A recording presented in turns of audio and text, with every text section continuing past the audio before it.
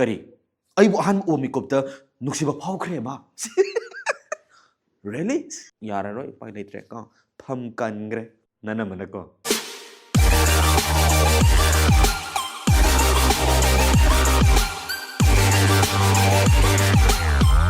Hello guys, welcome back again. मैं वो मुकना तरह हम Nungshiramani I know quite a yarning bomb the palms of a country given to Russia Germany I tareko I you in I tareko or Russia gini ngasi ko ngarang ko gi Vladimir Putin ko gi satanic oy ba ko gi sirs aduga mo gi temples sing loin band tawre loin ko ina amount at home destroy tawre khande di am ti pa me ko Putin je one of my favorite leader I tareko sim thamjegen means loin na pedo sinom changsen si mathang manau nai na hona jerake lefo ming tamin si hen noi na hona jerake now au patham si hose ami ko ngasidagi hangam thongba thingjinjare drive chathaba hauragani hangam thingba lof high sti l thingani ya roye tida kanodagi poinu dei charak podnu ji poinu watching loshale phai te nonganum tabu sum thongba leyeba ani I kanar kane ya dai ni mathang sim mingon daga sunan lanjaraktri mina bodi yam lala khoi yam kanoina hinjabani peace oina yam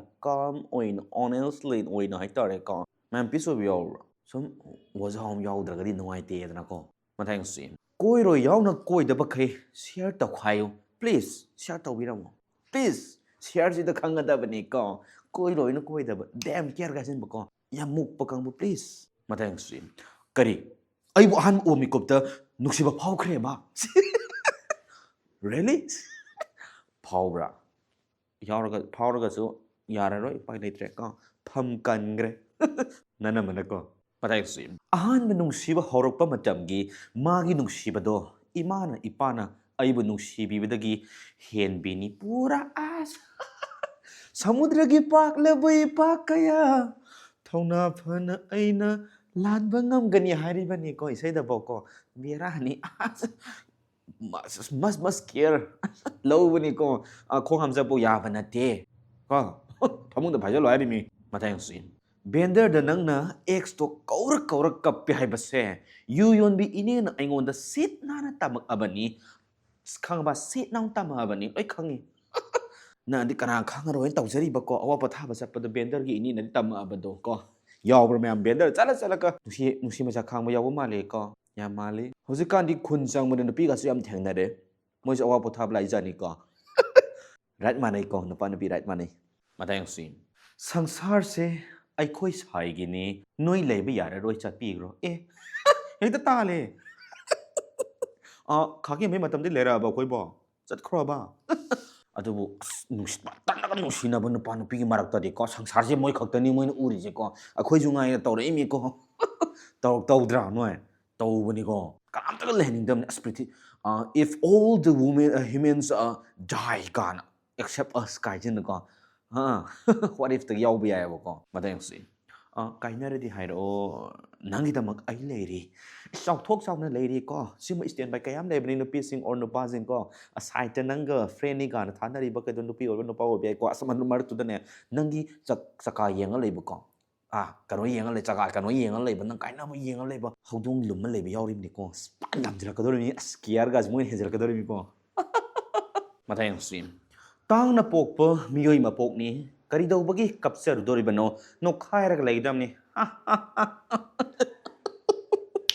no ti kari kap to ino mi angai da kap ga khoi ki sorry hai ban hui saw le ko kap to kari ki nusi kai na ra kap ga kap ko no ko kapkano no matose nappian hoina paidu guys min sai bata sin jagi video chansan se hen nungai hona jake ngasi nungai ba khyam yauri ko yamina se ma tu ko se ye osan le hasaba nga to osan le ko yam asam tu ko se osan le sabda ka ta nappe kanone khoi merry go round roller coaster kari ko hai da ne to tong bu ja ni ko masak phajabi nga ta de osan le taire hai ba upai ne ti sam tho ko nam me manam mam ngak tak pus wow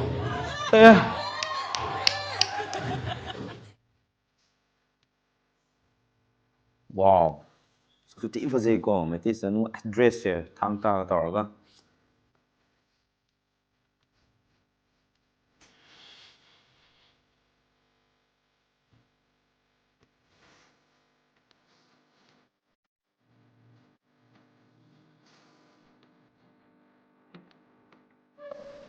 Yes.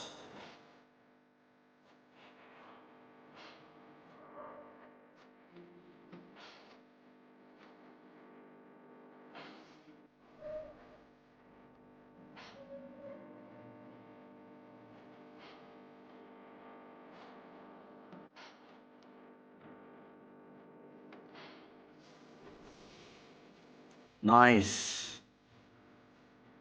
Sathek, adigi ko, hangi kuhai. Maganda tanguni. Nice. Wow.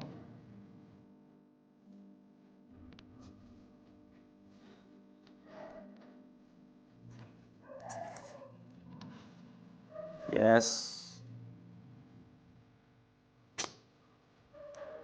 Tangmani ko, malemda. Yes. A rare martial art form in the world ko, only found in our culture. Traditional kano haitare ko. Yes.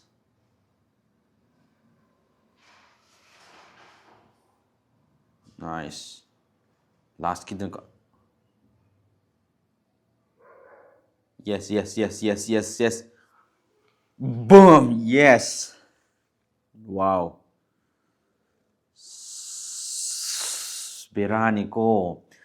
Iramdamsigi leisure martial art form, culture, tradition lariba mayamsi malimsi atang amthi tangrajani ko piramapani ipa ipusing na ko suthang laiba khoi damakta thamiramapani aduna khoi jokhatpa mathau tai natra akhoi jokhatna miram le la ga ngak interview lor maduna yaba na tieba ko natra nice performance maitei sanugi thongna ko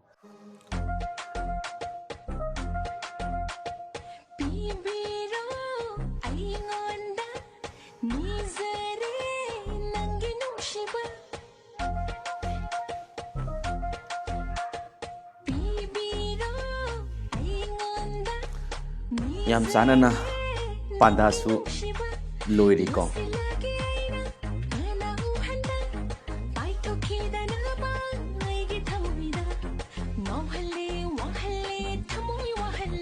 Yes.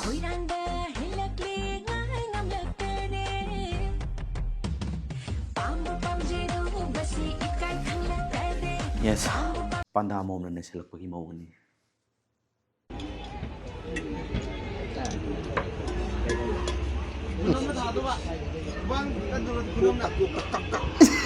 Cô tôi tàu đúng nè anh ạ. Cầm đâu ý, cầm đâu ý. Anh ăn đâu mà tàu qua đó. Anh ăn được phăng mà tàu cô tôi thổi nó đi gì nè phăng đâu rồi bà con. Cây thuê.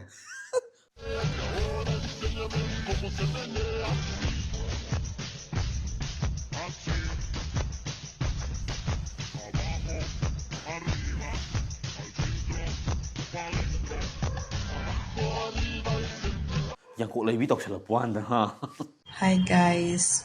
Aingonda aina nahan kaino ibudo haiba mafamdu chatlena ko ado ko khunne ba mapau haina taram bai su yai asi chumtri charlaga sek mairom de gi changbane ba mafamdo adu de gi hanadi aikoi meite su laaga laiga khoromaga laininga ga yam tawbani pa adu mafamdo adu hujikti irang sina mo su changlak pa yadrabani na adu sengdraga napi yam hauga yam songreba mafamdo aduda akoidu nungaite nong phadokti chatlaga khara senguse na akoidu karaga photo so lauraga sengrubani ko mafamdo adu irang pharakanda noi som ka koi lao mafamdo yam nungsi hana ima hoi dum koi bu chapane ko adu akoisu nongmadi chatpa yangse aina chatpani thank you guys adu mafamdo mapau kawe Yes. Sir laksage sister ko akoi punna yengsin minasi ko nuksiba ji nuksibani relation ko we indigenous people ko sakhut minasi. Nice. Daru. Tamo ipo kaya pake. Sport pa di hayo no. Asida punai je. Ai po je lau nga kene.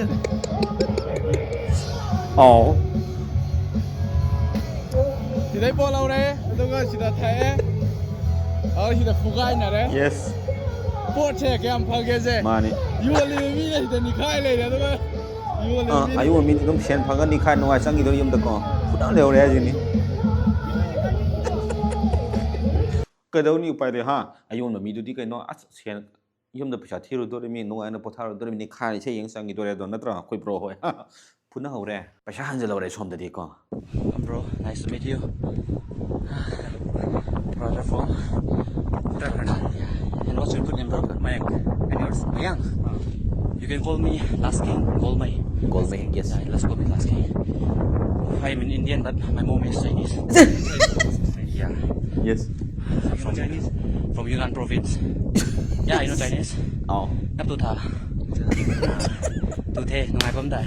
Ai rose. These are some of the Response copy my friends of mine at Rose Kotoze. Yai bro. Nice. From Yunnan province I did. Natuta. Hang ponte moy. Perdigas video sabote nzage ko. Kamislam sansi. Yang minasi. Kandrang na mirapam. Kakathun. Di karin apauta adri the mic on na bro mingonda. Kaka ju haiba ma ju haiba. Ibo tayang sim. Asarat sing. Bro si yeng ling lag mukha bala male kamay tawin sibo. Kada wadana mitter na to na si mandra. Ama mablay besini ay ko tharaw sa bakko. Matayang sim. Sana sam noni. Bro fajadre aigi ex ani gi video yawram yam Koitei ko. Amana adhamora hayo haiba nupido aigi ex ni. Amana sien bagi khoiram baduga.